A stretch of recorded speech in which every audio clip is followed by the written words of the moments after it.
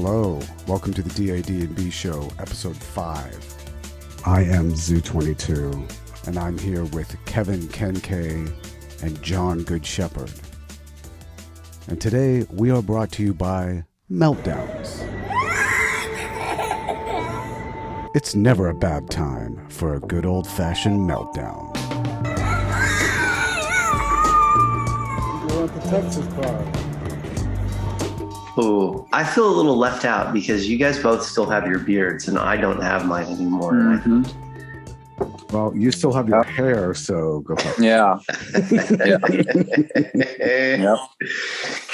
Mr. Good Shepherd, John is shredding it on all levels.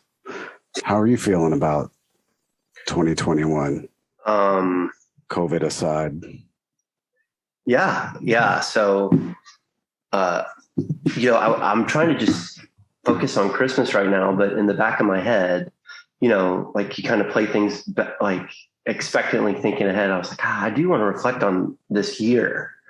Because to your point, I have been very productive this year. I feel I have. I had a different set of expectations going into 2021 musically that I didn't hit all my expectations. Like I was hopeful to get something signed and that didn't happen, but I released a lot. And then I also felt like I wanted to grow my audience in like SoundCloud and Instagram, which didn't really happen too much. Instagram sort of, but Twitch has become something that's been very I forgot. Great. And then to your point, like just networking and meeting a lot of people. So I am very excited about 2022 for sure. And to be as brief as possible. So. No, I mean, I think you should say more. I mean, I do think, I don't know what else you want to say about no, I guess just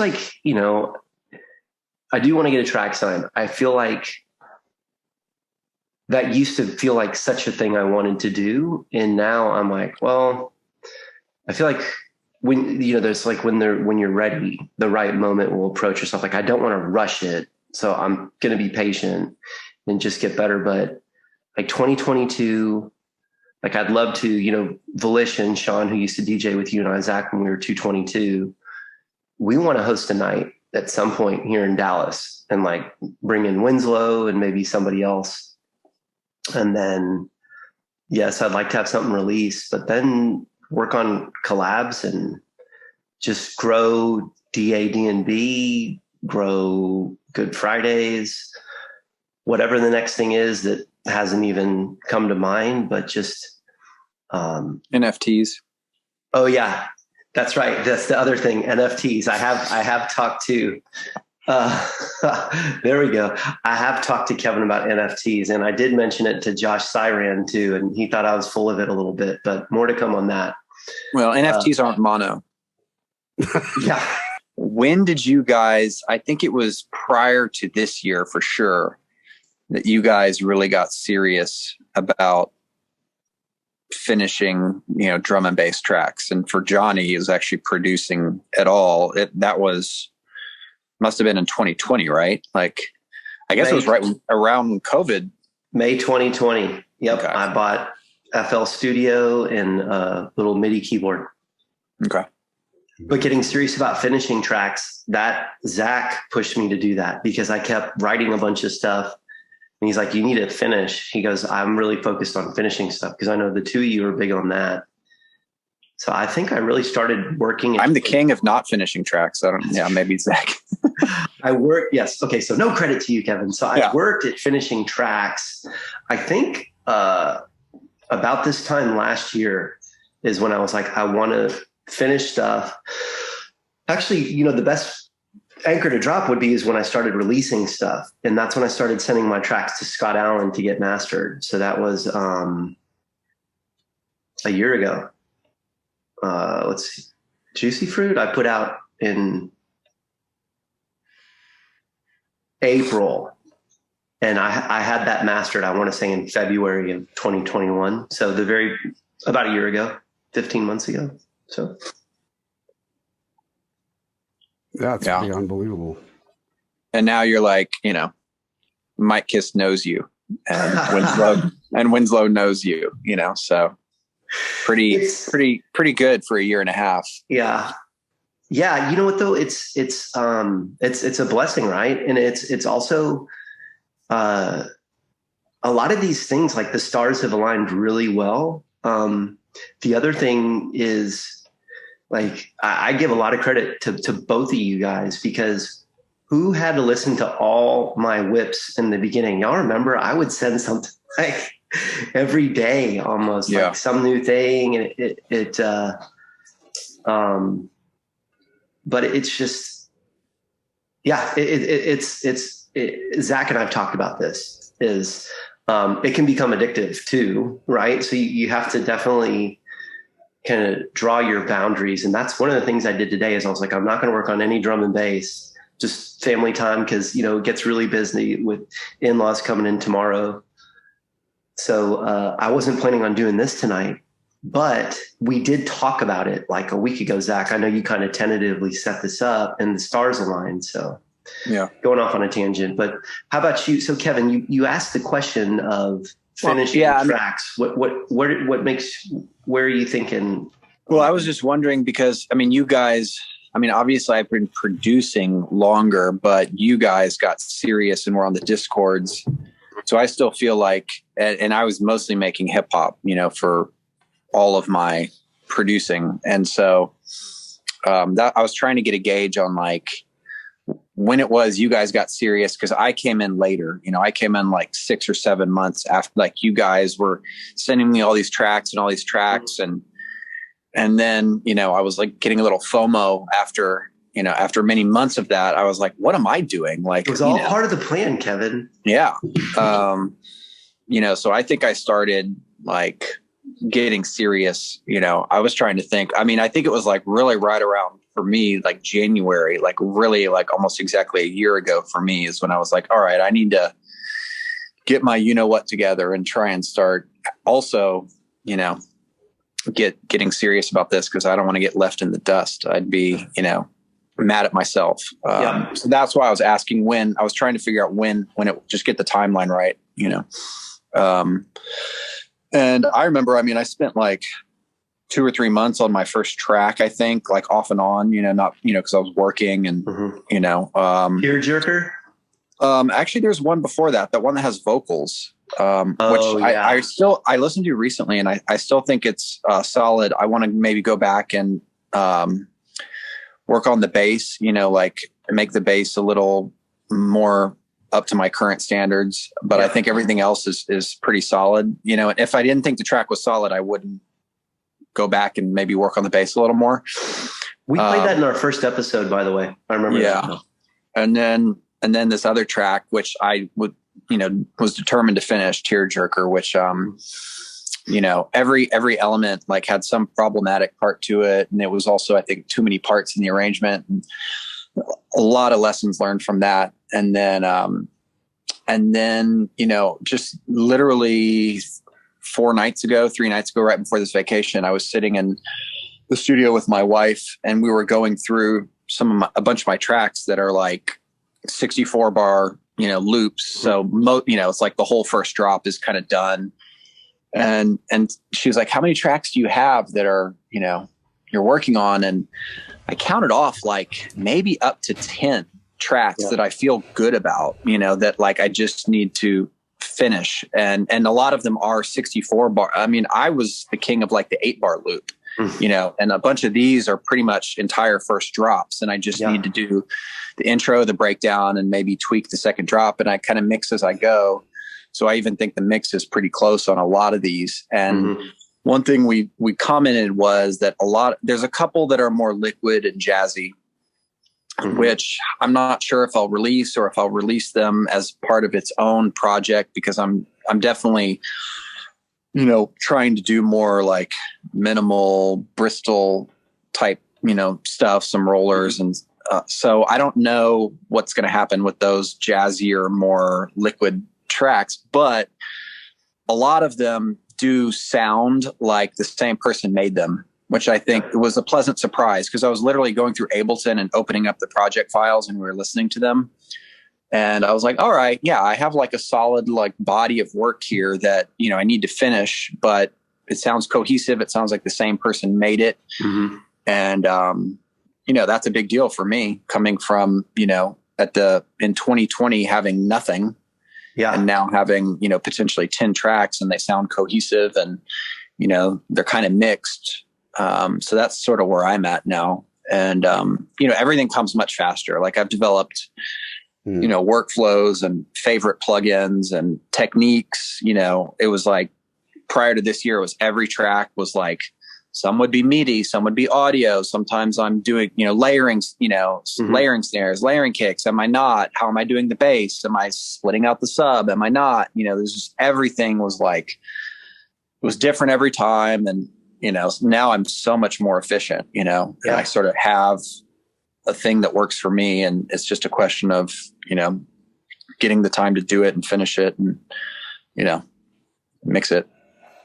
That makes me feel good, because I feel like in a way that's what, like, you know, I don't think John had as much of a specific goal about getting you involved other than just to get you involved. But if I were going to have one, that would be like what I am glad to hear, you know, more than just like, oh, you've made a track that you released. It's that, yeah, you have like a practice, best practices and like a workflow. Because to me, that just means you're more likely to stick with it and keep cranking them out. Because I think, I don't know, man, just for me, I think you are the closest to be able to release that dance floor track that like, to me, that's going to be the difference between really making an impact and really maybe having the chance to release, you know, really pick up some steam than, you know, maybe getting a liquid track on a super small,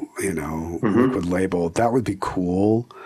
But like, and John, I don't know how much of the conversation that you were around for when we were on Discord, but, you know, for me, it's like, my dream is to have my track played on dance floors. Like, you know, we were talking about when John was still in the conversation and Winslow was there and Josh was on, Siren was on there. And, you know, John was like, you know, I don't know how you don't want to play your own track and DJ if you don't produce. And for me personally, well, yeah, I mean, I started, my beginning was scratching. Like, you know, touching the record is fundamental to like this whole thing for me. So like, yeah, I love DJing and I would love the opportunity to have one of my tracks get signed and to be able to go and play live and, or at least play on the internet, but, you know, go play out, whatever. But I also understand somebody who, especially it doesn't have a type A personality, doesn't want to be the center of attention, but being on the dance floor in a club where the subs are huge and the sound is just rattling your chest and having their track blow the crowd up, like, I still think that would be amazing. I think it's really cool would be really cool if I got 100,000 streams on a Liquid DADnB Spotify playlist. Great. That would be great. It would not be the same as going down to like Respect or, you know, it's going to something here in LA and having the DJs play my track and like have people being like, oh shit, you know, rewind, or just like asking each other what that was. Like, that's my goal. And I honestly feel like, you know, that's, you know, bringing it back. Like, Kevin, I just feel like you are closer to that point than I am. Just because I think that's kind of the hardest thing, is to get that bass to hit where it slays the dance floor, but yet all the rest of the elements still play through. There's a hook. There's something memorable about it. You know, all of those musical things are there. And I don't, you know, I'm not saying like it has to be like an orchestra arrangement, just like, you know, the musical things are there, but the power is there.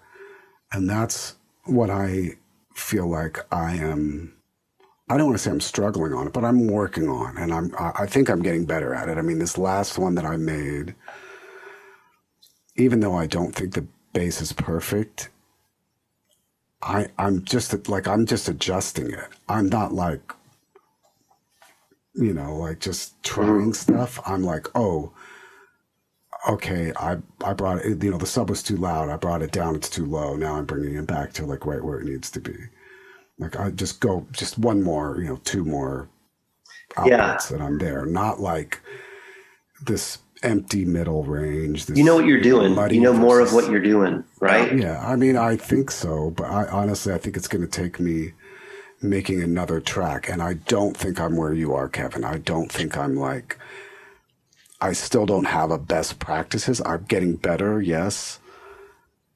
But I mean, there's no doubt, like there's been huge improvement on, I think on all of our, productions and literally in 12 months. I mean, I think it's, especially Johnny coming from no experience, and yeah, I know you're right, Zach. I mean, your stuff is improving. I mean, I think everyone's stuff is improving. And that's, and whether, as to who's closer or whatever, I mean, I appreciate the props, but it's like, it's all up to others. It's all up to the labels, so it's like, it's, but you also, there's also, I think all of us also know, like, whether it's there or not. I think there's that aspect of, sorry, John, there's that aspect of you send it to the label and it may not work for their label. Sure. Yeah. They may just not like it. Opposed to like you send it and they're like, oh boy, okay. Yeah. Have you thought about lessons? Right. There's, and I don't feel like I'm there yet. Like where it's a taste thing. Like I think I still have some room. I still need to keep pushing my quality level, both with, I think I'm maybe a little bit lazy. Like I just want to be done with it, which I think might be surprising for you guys to hear, but like the finishing touches. I don't like finishing tracks at all. Really? The finishing touches. Well, that makes me feel better because I certainly don't either, but you certainly do it a lot. So it's kind of nice to hear. I actually thought maybe it's something you actually enjoy because you finish so many. No, it's a pure discipline thing. It's like doing reps of push-ups or something for me, or like going and doing a long run. Like it's stressful because half the time it doesn't turn out the way I want it to. Right. So I have low expectations. And then secondly, but it's I don't remember the secondly thing, but I know I need to do it. Right. It's because I want to finish it. And I think going back to your earlier question, the reason that I wanted to start finishing tracks is I wanted a sense of accomplishment, because then for me, it just made me feel like I was taking another step. But I do want to say two things. So I completely agree with Zach that Kevin, like, it's not going to surprise me when people sit up and take notice, right? I completely agree. Like technically, like your skill set and your skills are very advanced. You make a very good sounding track. And I think that where Zach and I can help you is we're both pretty good at finishing. Like, I think I'm good at arranging tracks. Like, I know that's a strength. I've been told that from a lot of people. And I think sometimes that's like, or a good sample selection. It's just the finished product I struggle with. But, yeah, you're the color change. You're the color change. Oh, a good color changer. But the collaboration, I think collaborations are really good. Like you think about like Ed Rush and Optical. Like Optical was a great sound engineer. Optical. You love me talk. I can't stop talking about these guys. Like a Bad Company. Yeah. That's why Optical made a lot of music on his own. Well, Optical was Goldie's sound engineer on Metalheads for a long while too. FYI. So he was like, so I think from what I understand, Goldie would come in and like have these ideas, like I have these soundscapes, and he'd like he just couldn't necessarily translate it well into, at the time, I guess, an optical could be like, oh, you want it to sound like this or this. Like it was like a A/B testing type stuff. Yeah. And I think that where we have a good benefit is all three of us really trust each other and we have a history. So it's like, I think we can work well together. And you know, if I'm not feeling a sound, like Zach knows, Zach will ask me for feedback and I'm like, well, I really like the bass line, but I'm not feeling the atmospheric sound you have coming in. And I know I can tell Zach that, and he's not going to be like, well, screw John, I'm never talking to him again. I just may not do it, or I'll be like, yeah, you're right. And you know what? That's actually, that's not what I'm trying to accomplish with my track. It's staying in, and thank you for the feedback. Yeah. Anything, you know, so. Yeah. I mean, we get notes all day at work. It's nice to actually, for once, not always do a note that we get, you know, it's like, sometimes, and we're all adults. No one's going to, you know, have hard feelings. It's like, Well, I mean, I'm not going to say I'm not going to have hard feelings. I'm just not going to hold it against you or take it personally. Well, it's amazing. If you take a track and you shot the feedback, right? It's always a good topic of conversation is you have to be careful of who you ask for feedback. Yeah. And too much feedback is a really bad thing too. Yeah. Because no one used to get feedback. You know, for the first 15 years, 20 years of drum and bass, there weren't discords and feedback streams. You know, you'd ask 3 or 4 friends that were other producers, and that was your feedback, you know? Yeah. Oh, well, you'd go and play a dub plate. Yeah. So, everybody go get a drink or they would dance. Yeah, I've played like my track, this one that I'm working on, I'm calling it like In the Groove or whatever. It's a F minor. It's one of my F minor tracks. Name probably won't stick, but I've had 3 people that I actually take lessons from, and one of them really liked it. The other thought that there were key clashes, which I don't fully hear, neither did the other person. And the third one was like, yeah, just finish it. But then when I took it to a few other producers, a couple of them like weren't feeling it, right? And some weren't. It was like just mixed bag. And I actually kind of sat it down and I was like, I think I'm done with this. And then like I had a lesson with Michael Algorithm this morning. He's like, no, you need to finish this track. It's really good. Like it's one of your better ones. And I'm like, okay, well, good then, you know? So is this one of the Amen ones? No. So that Dark Angel, he actually played that for him and he liked that. It's got a think break in it. It's pure liquid. Huh? It's got a really different color change. Now I'm worried, but now I want to hear if it has a key clashing or not. I want to hear it.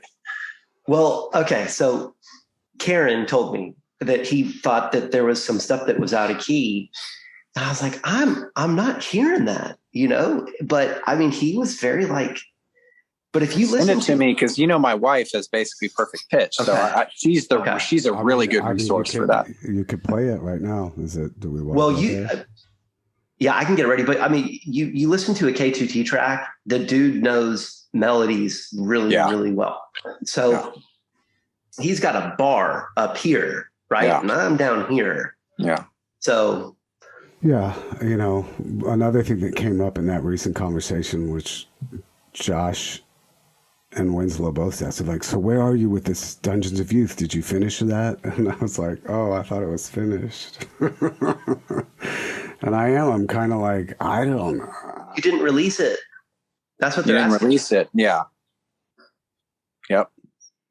That's there. I agree, Johnny. All right. Maybe I should release it. Okay. You should do it. You should definitely, self-releasing. There's a lot of, you just have to project manage it. There's a lot to learn and it's pretty enjoyable. And it's something that when we start getting signed, you're going to have an appreciation for what A&R does because you're not going to have to do it quite as much on your own. And this is something Winslow told me too, is he's like, you know, they'll respect you more because you've actually tried it, I think. And you can ask a couple other people that don't believe in doing that and they'll completely disagree with me, but I'd rather work with somebody that knows what they're doing. I don't give it, you know, I don't care. Like for me, it's about, are there tracks that I really think have potential to get signed? Dungeons of Youth, I don't. I think it's close, it's worth putting out there, and people might like listening to it. And I wouldn't be like embarrassed to have somebody like go down the list of Spotify releases one day and find that and be like, ooh, this is where he started. Look at this crap. No, I don't think it would be like that. I think it's good enough to be like, this is a cool one that he started with. Mm-hmm. I feel like it's there. It's been mastered. I still don't think it's that loud, but. And who mastered it for you, Zach? New Tone. Yeah. See, you need to release it. Hey, so just to flip back on something, if we're going to play something, do you want to, Kevin, can we play the collab that we were working on? Let's do it. Let's play something. Kevin? Sure. Do we have the output? Just play the output. Yeah, you can just play the output.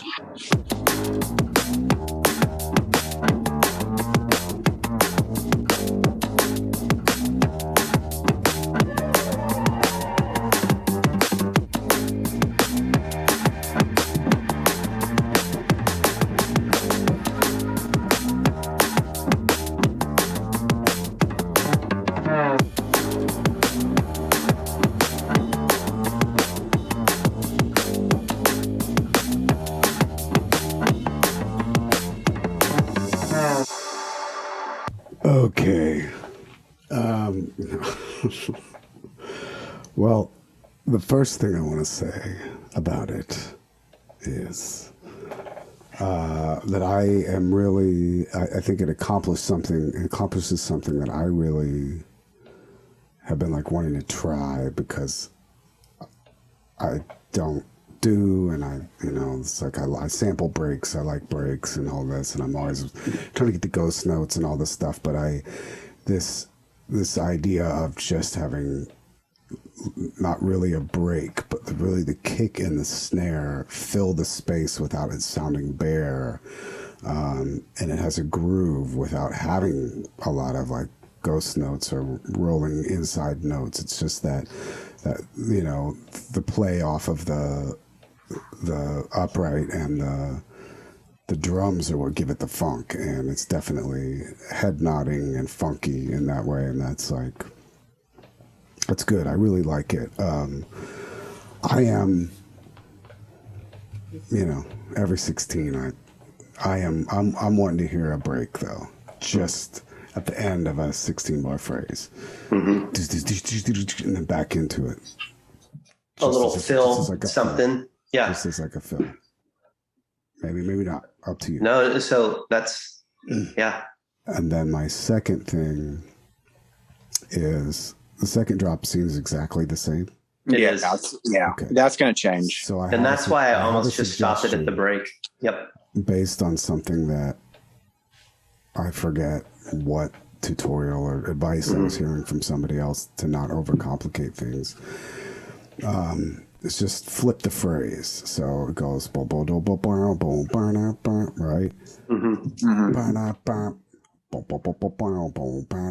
Yeah, that bass line, we want to change that MIDI pattern. So flip it. Just flip it.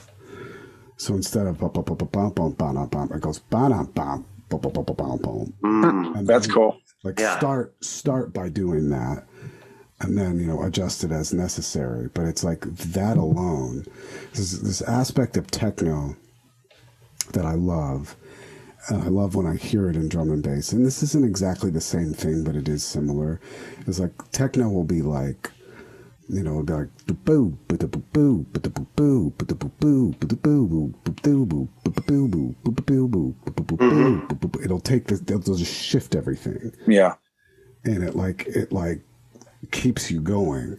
So those two things, and then just considering. And, I think I like this direction. I like what you guys did. I feel like it would push harder, and like if at the 32 bar mark in the first drop, a break came in, like or some tambourines or something to make it roll. Yeah, definitely. A little more. I want more. Some more hats, like you said, some tambourines, and the bass line right now has the same like very fast. I don't know if it's 16th or 30-second note like fill at the end of every 16 bars, you know, that there's going to be more bass fills. I still think, Johnny, that the first drop, I like rolling it out. I think the keyboards, it still sounds a little bare to me, the first drop, you know, and I think, we could do the, so I want to roll it out, but also have a little more full sounding. And I think maybe, cause when the keys come in, I don't know if maybe it's 32 bars in when the keyboards come, or is it 16 bars? I think it was 32 bars. I feel like it really elevates it, but, which is always the point, but I feel like the first drop is still, it's a little too sparse. Or it's fine, maybe sparse for 16, but maybe the keys need to come in, you know, after the first 16, not after 32. You know, I still think there's arrangement. But that's part of why it works. So to me, doing something that is an element that is like holding it back, like a 4-bar element, or even more 8-bar, 16-bar element, like something like an 8-bar, like, you know, chord hit delay, like something that is just, or just a long note. Like, well, Johnny reversed some of the keys, like in the breakdown. And so maybe we take one of those reversed keys, you know, and put those over the first 16, you know, it's like, it's just a sustain, it's just a note, you know, it's a chord that's reversed, and it could ring out for at least 4 bars. A key run. But not something that, like, because part of, again, like, that's what part of what I like is the funk that comes from the simple drums and the upright. And the bass is MIDI. I don't think we should spend too much time talking about it. Just because if we're not going to play it in the episode. So, but that is a good halfway or at least point for us to shift. If you guys want to talk more about where your direction you're going to go, talk about that later. We can definitely shift here to talk about what 2022 is going to look like. Obviously, it's a fantastic numbered year. 2022. It would really be epic. Oh, Sean, it was the year that I got signed. Oh, well, also, I'm going to be having a daughter. Dad. Wow, congratulations. DADnB. Yeah, I'd be remiss not to mention that it's actually, you know, it'll be a good year for drum and bass for us, and also a sleep deprived year for me. That might create some really good music for you, though. You know, maybe it's going to be a lot of poop. I'm on a Zoom. Go away. No, come here. Come back. Says the Aggie. Alyssa? Is that Alyssa? Yeah. Oh, hello. Hey, DADs. Hey, there's a DAD right there. How's it going? There's a GADnB. Cool. Nice. Grandpa. 2 Longhorns, 2 Aggies. Oh, that's cool. Right. GADnB. Yeah. That's right. What's up, Mike? Big Mike. Just hanging out. Trying to be cool in California. Hey, Zach. It's good to see you. This is John. I don't know if you know John. He doesn't. No. But nice to finally meet you. Yeah, nice to meet you. Gold Shepherd. This is soon to be known. Oh. You put a grandpa on screen and suddenly the... Grandpa. That was me, though. I'm propping my phone up. See you guys later. All right. Yeah, nice meeting you, sir. Nice to meet you. Fellow Aggie. Yeah. I'm not wearing my ring, so hopefully he doesn't judge me too much. Yeah. You people wearing your rings. So yeah. Anyway. The whole daughter thing. Yep. Yeah. And managing 2 children. Yeah. Good thing is our first one's in school, so that's, you know, we've got daycare, aka school for our son. It would be a lot harder if he was still at home with a nanny or something. Yep. I'm excited for you, Kevin. I thought I was sensing that something was going down, but that's really good news. I'm excited for you. Oh, John, I didn't realize you didn't know that. Pregnant. Hadn't told you the sex. Mm-hmm. Yeah. Yeah. Yeah. When's the due date? February 19th. Well, maybe she'll hold over for 3 days. Maybe you can talk to Alyssa about having the baby on February 22nd, and we can. That would be. That yours or another one of your kids? No. So the 222, the whole. We used to always make a big deal out of that day. In fact, Sean Volition, when he was over here, we did a little pop-up mix on Monday. He was like, "We're going to do a 222 thing, right?" I was like, yeah. Well, then I just look, it's Tuesday. So I'm like, 222 on Tuesday. 222 on Tuesday. Have to make it happen. I'm gonna have to take the day off for the following day. Man, we can plan for it. So yep. I may not even be working at that point, so I might be. Well, maybe we'll have some new Ken K and Zoo 22 to play also. Yeah. I mean, like I said, I got a lot of tracks that are close. Well, what do you think about other people playing your tracks out? So like when you're do it. Well, I'm saying like, I think it's neat. Like I'll shop my tracks around to different DJs and stuff that I watch, and just seeing them play them. It's a really that's the whole that's the whole point for me. Yeah, it's like I want other people to play them. Well, then so Kevin and I'm Zach. I don't know how Zach feels about it, but Kevin, like if there's people, like I'm more than happy to share some of your tracks, or feel free to share them with me. Yeah. With certain folks, because anything that I've got, if you have somebody that you trust, I mean, don't just give them to anybody, but I mean, I really spam, at the point. Don't spam the link on anybody from Burnt Yogurt to Jason and Key or Winslow or I'll definitely let you know when like the bootlegs. I still need to revisit just a little tweak on that. Man, I really, really want to play that song. That's the Kaiser Chiefs song. I like making you wait. Yeah. It's kind of like this. It's jazzy song that we were just playing that Zach gave feedback to that nobody's going to be able to hear until it's done. Which, by the way, I think is only like 60% done. I'd say well, it's great start. I definitely really like it. So Zach, let me ask you a question. As we were talking about plans for 2022 or goals, do you have some goals in mind, or what do you think would make a successful year? Sit down with a piece of paper the other day. I was really like, I didn't do it, but I really should. But off the dome piece, I definitely would like to do a release by summer. And I mean, by the end of the year, I want to have sent multiple demos. I want to send one to V. I mean, that's what, Josh and Winslow were like, send it. Why wouldn't you do it? And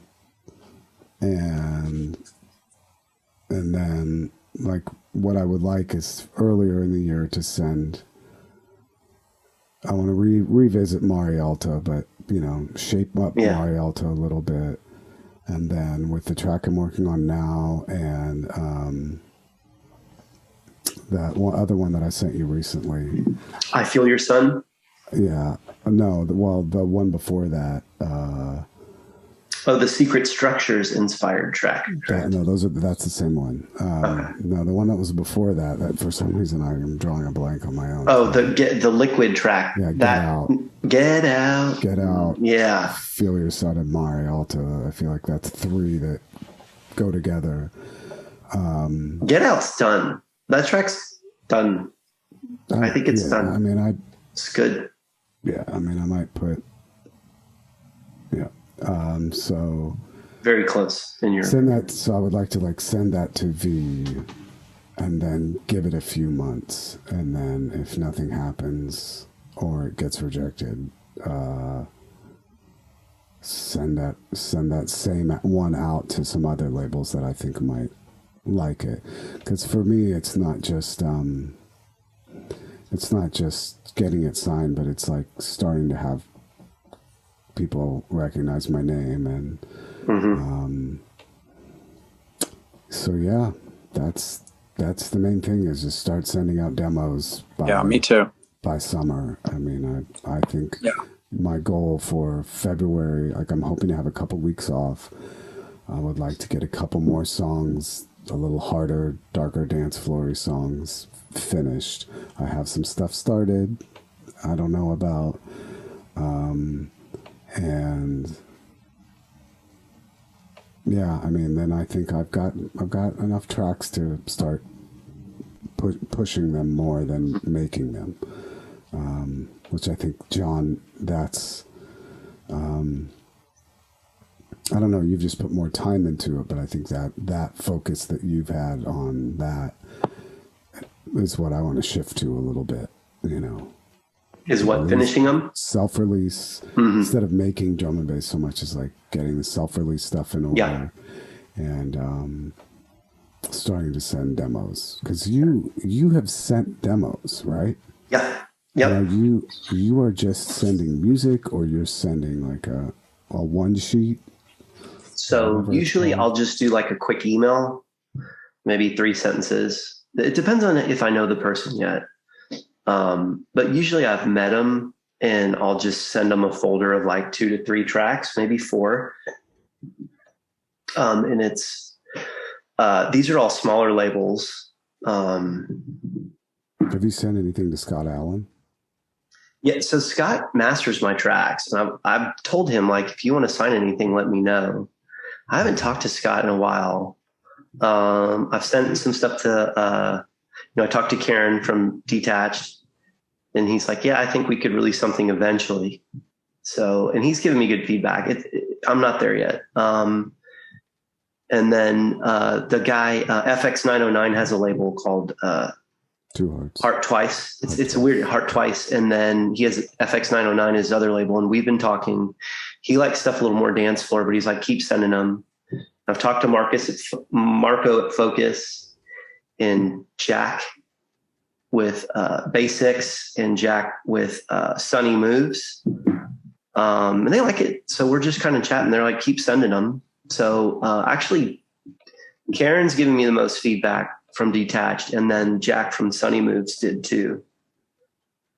But I haven't sent anything to Hospital or V or Shogun Audio, which would be a great label to sign with. CIA's come back again, by the way. Man, they had back in the day. They signed the track I play by Kublai in minor forms is amazing. But I haven't sent anything to any bigger labels. Because I did that very early on just to see, and I wasn't expecting anything. Yeah, Kevin and I were definitely like,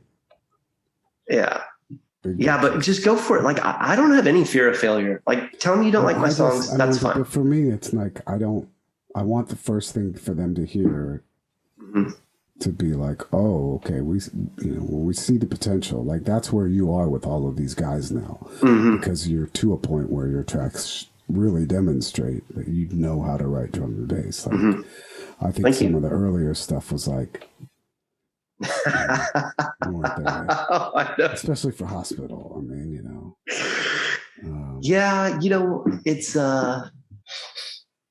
it's a journey, right? And it's like, but hey, no, I've said it the whole time. Like, I thank God for you.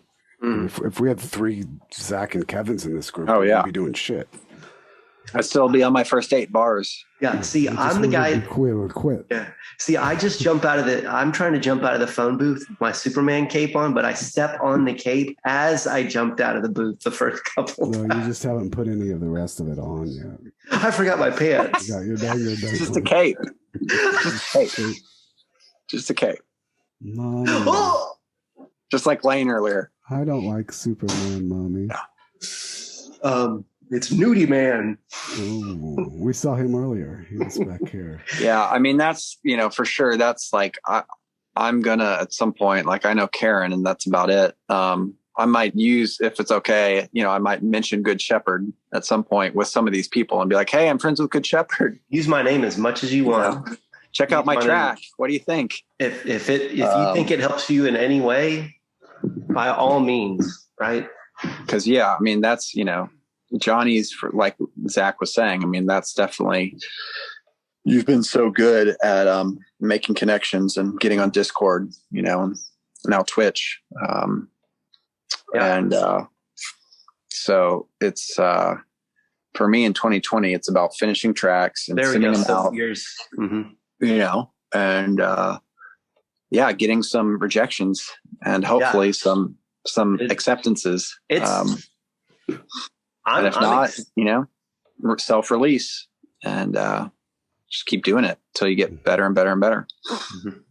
Because even big artists, we were talking the other day, you go back and listen to some big artists' earlier works. And we were talking about the Paula and Bryson new album. It's like much to my ears, and this is not an insult, hopefully, but it's like much better than their old stuff. And I liked their old stuff, and so all these, everyone is continually evolving in public. Well, if you're really doing it. If you're not really doing it and you're sitting in your bedroom, then it's not, you're not really doing it. Well, yeah, man. And Break, who we all worship, go back and listen to some early Break and you hear the production value's gotten way, way better, but like Shodan and I are huge Break fans. And, he does mastering now, and, I wish I had things better organized. I'd pull out a record from back in the day, 2001. So Kevin, I'm sorry, Zach, I didn't mean to talk over you. That's it. Break. That's all. So Kevin, if your baby's due on 2/19, you actually have a smaller window, in my opinion. Not saying like your life gets put on hold, but I would really push to have a couple done by dude, you're preaching to the choir. I've been telling January. Alyssa, I've got a ticking clock here, and it's like spending a week, outside San Diego, had a week off for Thanksgiving, where I'm just like, I told her, I was like, I want to be making music right now. Like the holidays are hard for me right now because I have this ticking clock. Yeah. And yes, I want to see my family, but I want to be making, finishing some of these tracks too. And then, he's got 3 weeks off for Christmas, it's like, it's crazy. And he's going to be in camp unless we change our minds because of Omicron, the third week, the middle week, I'm taking care of him because my wife is still working and I'm off work right now. So yeah, it's like come January, it's going to be like balls to the wall because this is a huge ticking clock. And this has been a ticking clock since like November. Like I turned down work in late November. They wanted to extend me. And I was like, no, I've got, things ready. I've got a due date, February 19th, like I've been trying to free up time since November, for this ticking clock.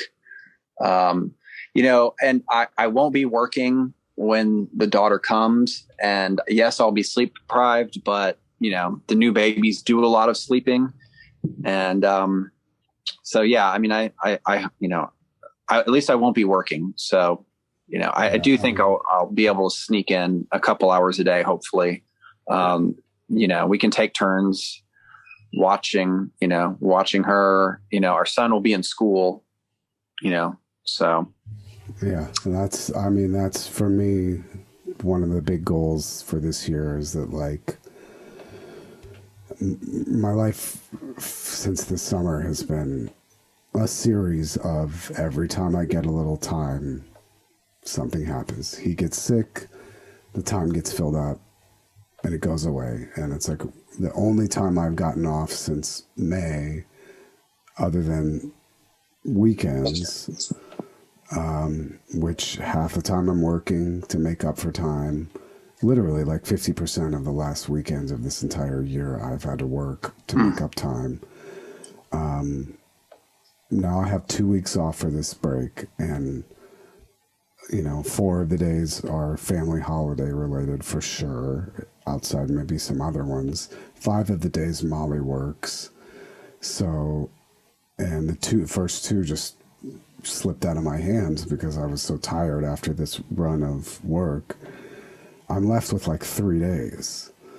I haven't been anywhere in 2 years other than Texas to visit my family, so I'm going to Baja to go surf for really all of those 3 days. So it's like I've just had an endless run of that. And so my goal this year is to force myself into a situation where I am off work and able to, because I can't do anything. I can barely maintain my yard when I'm working. So I'm off work and I am just, my son is in daycare so that I can actually make progress. And like I said, it's not going to necessarily be making drum and bass, but it's the same thing. It's like 30 minutes, an hour at a time at 9:30 at night. I can't necessarily 10 o'clock at night. I can't necessarily get done what I could if I'm like wake up in the morning, take him to daycare, make some coffee, sit down and start sending emails, start writing,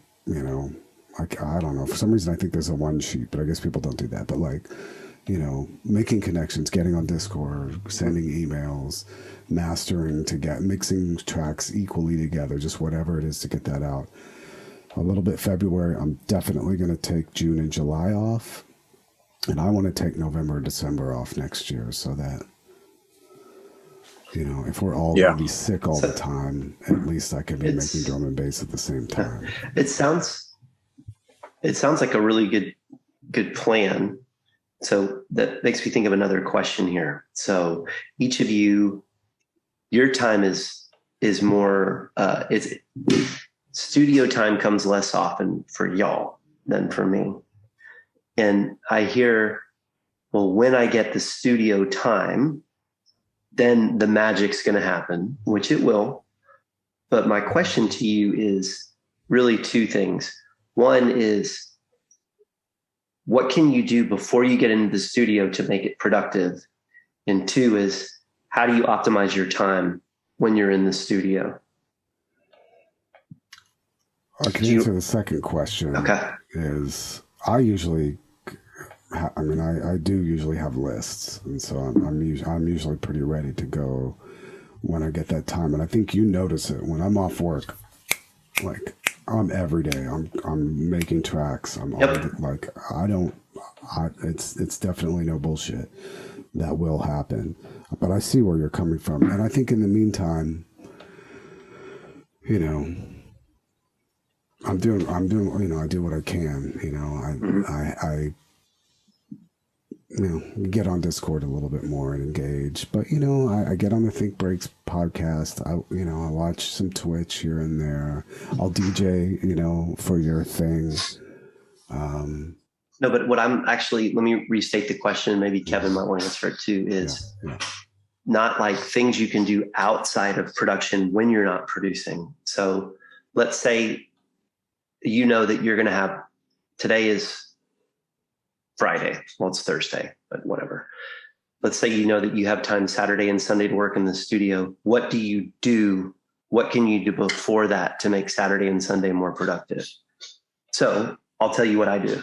So usually what I do is I will have like a list of stickies, right? And stuff. I have a notebook and I'll write down the tracks that I want to work on is one thing I'll do. And then I listen to all my whips like a lot, which a lot of people say don't do. It works for me. And then when an idea comes to me, I have an active text string with myself where I'll reference the song and like the thing that I want to fix. So then when Saturday rolls around and I sit down in the studio and I'm like, where do I begin? I either have a list or I'll just pull up my text string to myself and just start going down the list. And that keeps me extremely productive because then it becomes, you can be very task oriented around what you're doing. I mean, for me, it's never really an issue. Like sitting down and I mean, the one thing I'll do is I'll maybe curate samples, out, or if I have 30 minutes or a half hour. I mean, we've talked about this in other shows, I'll make a bass sound and save the preset. But for me, when I sit down and I actually have time to open up a project file, I open it up and it's immediately obvious. I know I've been thinking about it and I sort of know where I'm at and where I want to take it, so I don't keep lists. I'm much less, even in life, I just keep it all in my head for the most part. And I know at some point I'll need to start keeping less as I, get older and more forgetful, but for now, more children. Yeah. But for me, I just sit down and it's like, and one thing that does help is, and I don't do it enough, is bouncing out, exports and listening to them in the car or whatever. That is very helpful. Although I will say, like, I hadn't heard our track and, our whip in a while. And there is a huge benefit. And I think you and I are on opposite ends of the spectrum on this, of putting a track down and listening to it with fresh ears, because I heard so many things now in our track where I was like, that I didn't hear like a week and a half ago, and it's all just little things. To me, it was actually too busy, too many changes, too many drum fills.